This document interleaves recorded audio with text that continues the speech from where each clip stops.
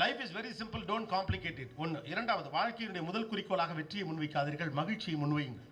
மூன்றாவது, உங்கள் அன்பான மனிதர்களை கவனியுங்கள். உங்களுக்கு யார் அன்பு காட்டவில்லையோ அவர்களை திருப்திப்படுத்த வேண்டும் என்பதற்காகவே உங்களுடைய வாழ்க்கையை அடமானம் வைத்து விடாதீர்கள். நான்காவது, உங்களுடைய பயணமே ரொம்ப முக்கியமானது, உங்கள் இலக்குகளை விட அது அவசியமானதும் கூட. ஐந்தாவது, வெற்றி தான் மகிழ்ச்சியை தரும் என்று நீங்கள் நினைக்கிறீர்கள். இல்லை, மகிழ்ச்சி தான் உங்களுக்கு வெற்றியை தரும். ஆறாவது, பாதுகாப்பற்ற உலகத்தில் வாழ்வதை போன்ற ஒரு பிரம்மையை பிள்ளைகளிடம் உருவாக்காதீர்கள். பாவம், அவர்கள் இந்த மனிதர்களோடு வாழ்ந்து விட்டு போகட்டும்.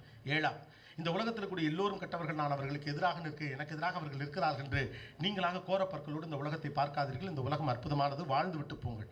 எட்டாவது, the very purpose of life is living. வாழ்வதுடைய அடிப்படை நோக்கம் வாழ்வது மட்டும்தான். அதற்கான விஷயங்கள் என்ன உண்டோ அதை பாருங்கள். ஒன்பதாவது, commitment is a charm of life. பொறுப்பை கடப்பதுதான் மகிழ்ச்சி என்று நமக்கு தவறாக புரிய வைக்கப்பட்டிருக்கிறது. இல்லை, பொறுப்போடு இருப்பதுதான் மகிழ்ச்சியே கூட. ஐந்தாவது, பத்தாவது, மகிழ்ச்சியாக இருப்பதையும் பொறுப்போடு இருப்பதையும் ஒன்றோடு ஒன்று தொடர்பு படுத்துவதைப் போலவே அமைதி,